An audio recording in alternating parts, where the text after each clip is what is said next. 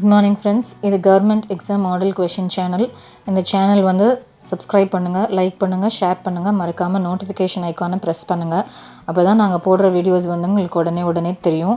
So இன்றைக்கி நம்ம என்ன பார்க்க போகிறோம் அப்படின்னு பார்த்தோன்னா 6th ஸ்டாண்டர்ட் செகண்ட் டேர்மில் இருக்கிற திருக்குறள் பார்க்க போகிறோம்.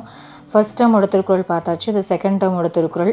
ஸோ திருக்குறள் ரெண்டுமே தமிழ் ப்ளஸ் இங்கிலீஷ் ரெண்டுலேயுமே மெயின்ஸ்க்கு யூஸ் ஆகிற மாதிரி, அதாவது குரூப் 2க்கான மெயின்ஸ்க்கு யூஸ் ஆகிற மாதிரியும் உங்களுக்கு ப்ரிலிம்ஸ்க்கு யூஸ் பண்ணுற மாதிரியும் தான் நாங்கள் வந்துட்டு இப்போ மேக் பண்ணுறோம். ஸோ அதனால் 6th to 12th வரைக்கும் இருக்கிற அந்த எக்ஸ்ப்ளனேஷன் திருக்குறள்ஸ்லாம் ஃபஸ்ட்டு கம்ப்ளீட் பண்ணிவிட்டு அதுக்கப்புறம் அந்த புக் பேக்கில் அந்த 4-5 ஹெட்டிங்ஸ் கொடுத்து திருக்குறளுக்குள்ள அதை வந்து அதுக்கப்புறம் வந்துட்டு ஸ்டார்ட் பண்ணுவோம். ஸோ மறக்காமல் லைக் பண்ணுங்கள், ஷேர் பண்ணுங்கள், எங்களுக்கு சப்போர்ட் பண்ணுங்கள். வாங்க இன்றைக்கான வீடியோக்குள்ளே போகலாம். ஃபஸ்ட்டு விருந்தோம்பல் அப்படிங்கிற வார்த்தைக்கு வந்து இங்கிலீஷ் என்னென்னா ஹாஸ்பிட்டாலிட்டி. விருந்து புறத்தாத தானுண்டல் சாவா மருந்தெனினும் வேண்டற் பாற்றுண்டு. விருந்து புறத்தாத் தானுண்டால் சாவா மருந்தெனினும் வேண்டார் பாற்றன்று. அதாவது விருந்தாக வந்தவர் வெளியே சென்றிருக்க தான் மட்டும் உண்ணுதல் சாவா மருந்தாகிய அமிழ்தமே என்றாலும் விரும்பத்தக்கது அன்று. நான் திரும்ப குறள் படிக்கிறேன். விருந்து புறத்தாத தானுண்டல் சாவா மருந்தெனினும் வேண்டார் பாற்றன்று. ஸோ மருந்தே ஆனாலும் வந்துட்டு வேணான்னு சொல்லிடுவாங்க. அது அமிழ்தமான மருந்தே ஆனாலும் வேணான்னு சொல்லிடுவாங்களாமா. Even if you have nectar that will assure immortality it is not appreciable to dine alone leaving the guest alone guest out. So with the guest outside it is wrong to eat alone even the nectar of immortality. அது என்ன சொல்கிறாங்கன்னா, if you have a guest, so even you are served nectar at the time they will not be eating it without the arrival of guest. அது வந்துட்டு mortality கிடையாது அப்படின்னு சொல்லி they were thinking. So even if you have nectar that will assure immortality it is not appreciable to dine alone leaving the guests out. So விருந்து புறத்தாத தானுண்டல் சாவா மருந்தெனினும் வேண்டார் பாற்றன்று அப்படின்னு சொல்கிறாங்க. So even if you have nectar that will assure immortality it is not appreciable to dine alone leaving the guest out. Second, மோப்ப குழையும் அனிச்சம் முகந்திரிந்து நோக்க குழையும் விருந்து. ஸோ என்னன்னு சொல்கிறாங்கன்னா, மோப்ப குழையும் அனிச்சம், நீங்கள் போய் அந்த அனிச்சம்பூ இருக்கு இல்லையா, அதை போய் நீங்கள் ஸ்மெல் பண்ணி பார்த்தீங்கன்னாவே அந்த அனிச்சம்பூ வந்து வாடி போயிடும். முகந்திரிந்து நோக்க குழையும் விருந்து. அதே மாதிரி நம்மளோட ஃபேஸ், நம்மளோட முகம் வந்துட்டு கொஞ்சம் மாறிச்சுனாவே அந்த விருந்தினர் வந்து கண்டுபிடிச்சிருவாங்க. ஸோ அனிச்சமலர் மோந்த உடனே வாடிவிடும், முகம் மாறுபட்டு நோக்கிய உடனே விருந்தினரும் உள்ளம் வாடி விடுவார்கள். நம்ம முகம் மாறும் போதே நம்மளோட கெஸ்ட் வந்துட்டு அவங்களோட ஃபேஸ் வந்து சேஞ்ச் ஆகிடும். The flower Anicham shrivels when it is smelt. Shrivelsனால் சுருங்கிறது. A guest will wilt if the host face betrays the slightest twitch. லைட்டாக வந்துட்டு மாறியிருந்தால் கூட அது வந்து யார் கண்டுபிடிச்சிருவாங்கன்னா கெஸ்ட் வந்து கண்டுபிடிச்சிருவாங்க. ஸோ மோப்ப குழையும் அனிச்சம் முகந்திரிந்து நோக்க குழையும் விருந்து. அதே மாதிரி the flower Anicham shrivels when it is smelt. A guest will wilt if the horse face betrays the slightest twitch. Flower Anicham withers when merely smelt. An unwelcome look is enough to wither a guest. அப்படியே ஒரு unwelcome look, if you give some unwelcome look to a guest they'll understand, okay, it is not, we are not welcomed here, and they'll be moving out. But this is not practiced in ancient time. அதுதான் சொல்கிறாங்க. So மோப்ப குழையும் அனிச்சம் முகந்திரிந்து நோக்க குழையும் விருந்து. The flower Anicham shrivels when it is smelt. A guest will wilt if the host face betrays the slightest twitch. So third question, கல்லாமை. Avoid thoughts of swindling. உள்ளத்தால், ஸ்விண்ட்லிங்னா stealing something, அதுதான் கல்லாமை. உள்ளத்தால் உள்ளலும் தீதே பிறன் பொருளை கள்ளத்தால் கல்வோம் எனல். பிறர் பொருளை கள்ளமாக களவாடி கொள்வோம் என்று ஒருவன் தன் உள்ளத்தால் நினைத்தாலும் அந்த நினைவு கூட தீமையானதுன்னு சொல்கிறாங்க. உள்ளத்தால் உள்ளலும், உள்ளத்தால் நினைக்கிறதே தீதே பிறன் பொருளை கள்ளத்தால் கல்வோம் எனல்.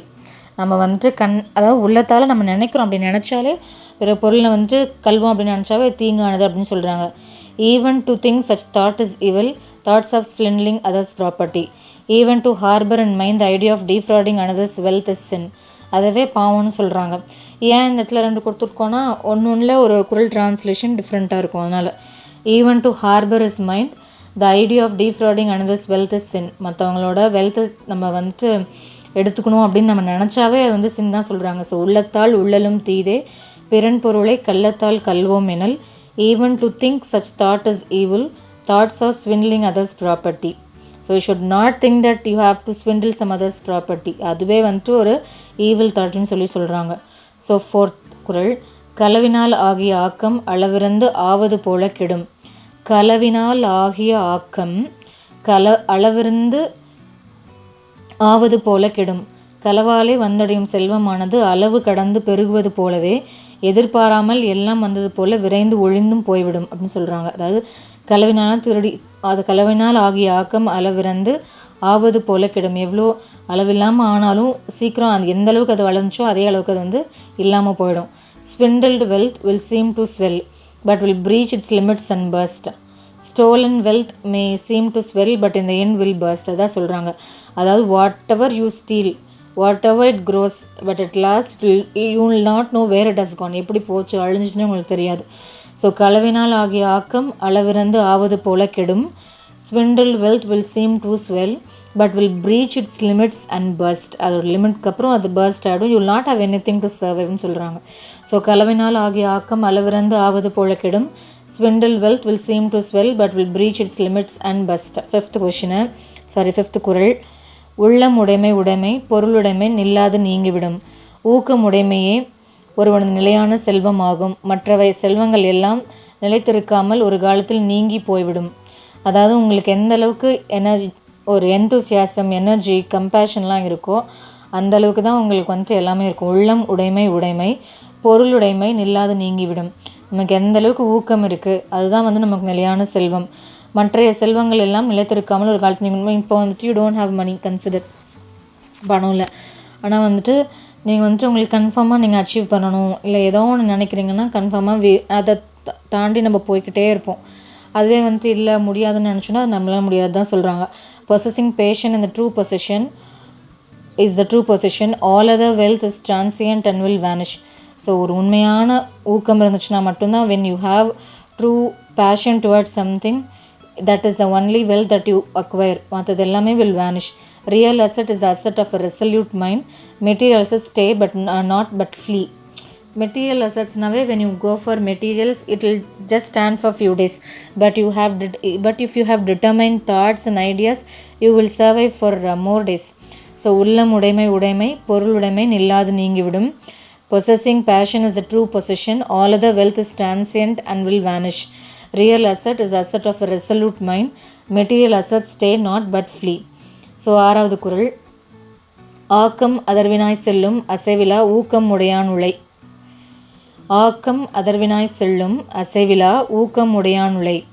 தளராத ஊக்கம் உடையவர்களிடத்திலே ஆக்கம் தானே அவர் இருக்கும் இடத்திற்கு வழிகேட்டு கொண்டு போய் சென்று அவரிடம் நிலையாக சேர்ந்திருக்கும். ஸோ யார்கிட்ட அழிக்க முடியாத ஊக்கம் இருக்கும் அவங்ககிட்ட ஆக்கம் தானே போய் சேர்ந்துக்குமா, வழிகேட்டு போய் சேர்ந்துக்குமா, அது அவர் கூட எப்பயுமே இருக்கும்னா. So wealth on its own will find the way to reach those with unflagging fervour. To a man of unshaken vigour wealth will ask and find its way. So என்ன சொல்கிறாங்கன்னா இங்கிலீஷில், so if you have a great unshaken determination and you work something towards something which is good, then the wealth will show its way towards you. Wealth will ask where is the way of someone's house and will come and reach you. So that is what they say. So ஆக்கம் அதர்வினாய் செல்லும், ஆக்கம் அதுவே போயிடுமாம்மா. அசைவிலா ஊக்கம் உடையான் உளை. யார்கிட்ட அசைக்க முடியாத ஊக்கம் இருக்கோ அவங்ககிட்ட ஆக்கம் தானாக போயிடும். Wealth on its own will find the way to reach those who with unflagging fervour. To a man of unshaken vigour wealth will ask and find its way. So next ஏழாவது குறள். வெள்ளத்தனைய மலர் நீட்டம் மாந்தர்த்தம் உள்ளத்தனையது உயர்வு. வெள்ளத்தனைய மலர் நீட்டம் மாந்தர்த்தம் உள்ளத்தனையது உயர்வு. நீர்ப்பூக்களினது தண்டின் நீளமானது நீரின் ஆழத்தின் அளவினதாகும். அதுபோலவே மக்களின் உயர்வும் அவர்களுடைய ஊக்கத்தின் அளவினதே ஆகும். அது நீர்ப்பூக்கள்னால் இப்போ தாமரை பார்த்தீங்கன்னு வச்சுக்கோங்களேன், தாமரை எந்த அளவுக்கு கீழே இருந்தாலும் அதோட வேர் அந்த தண்ணியில் போய் தான் ஒட்டிக்கிட்டு இருக்கும். ஸோ நீர்ப்பூக்களினது தண்டின் நீளமானது நீரின் ஆழத்தின் அளவினது ஆகும். அதோட ஆழத்தோட அளவு தான் அதோட தண்டு. அதுபோலவே மக்களின் உயர்வும் அவர்களுடைய ஊக்கத்தின் அளவினதே ஆகும். The depth of water determines how tall an aquatic plant grows. Zeal in the heart dictates how far man goes. So water level determines the lotus height, a man's stature by the level of his mind. Man's stature is determined by his level of his mind. If you have good thoughts and ideas, you will be elevated in your life. If you have bad thoughts and ideas, you will not be upcoming in your life. So that is what they have said. So அதை வந்து எதோட compare பண்ணியிருக்காங்கன்னா aquatic பிளான்ஸோட compare பண்ணியிருக்காங்க. So aquatic plant வந்துட்டு எவ்வளோ வந்துட்டு என்ன சொல்கிறது, அதோட ஸ்டெம் வந்துட்டு அதோட வாட்டர் லெவல் பேஸ் பண்ணி தான் அதோட ஸ்டெம்மோட ஹைட் இருக்கும். அதே மாதிரி ஹியூமனோட மைண்டை பொறுத்தா அவனோட ஸ்டாச்சர் இருக்கும்னு சொல்கிறாங்க. வெள்ளத்தனைய மலர் நீட்டம் மாந்தர்த்தம் உள்ளத்தனையது உயர்வு. நீர்ப்பூக்களினது தண்டின் நீளமானது நீரின் ஆழத்தின் அளவினதாகும். அதுபோலவே மக்களின் உயர்வும் அவர்களுடைய ஊக்கத்தின் அளவினதே ஆகும். 8th குறள். உள்ளுவதெல்லாம் உயர் உள்ளல் மற்றது தள்ளினும் தள்ளாமை நீர்த்து. உள்ளுவதுஎல்லாம் உயர் உள்ளல் மற்றது தள்ளினும் தள்ளாமை நீர்த்து. உயர்ந்த நிலைகளையே நினைவில் எல்லாரும் நினைத்து வர வேண்டும். அந்த நிலை கைகூடாத போதும் அப்படி நினைப்பதை மட்டும் கைவிடவே கூடாது. Fervently aspire for the best. Even if you fail, it is still as good as succeeding. Let all the aims be high. Failure then is as good as success. So உள்ளுவதெல்லாம் உயர் உள்ளல் மற்றது தள்ளினும் தள்ளாமை நீர்த்து.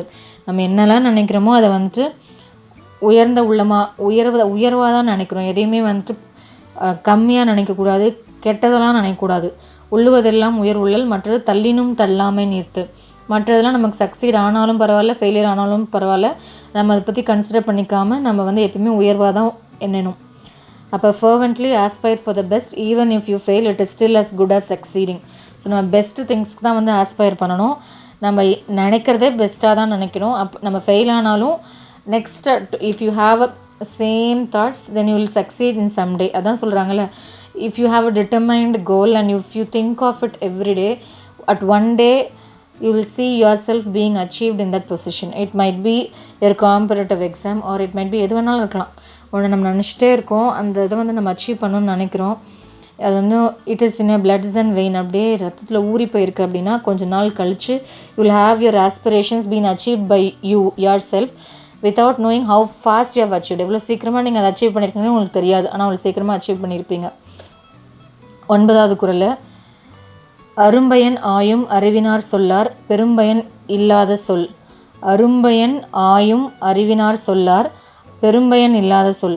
அருமையான பயன்களை ஆராய்கின்ற அறிவாளர்கள் பெரும்பயன் இல்லாத சொற்களை ஒருபோதுமே சொல்ல மாட்டார்கள்.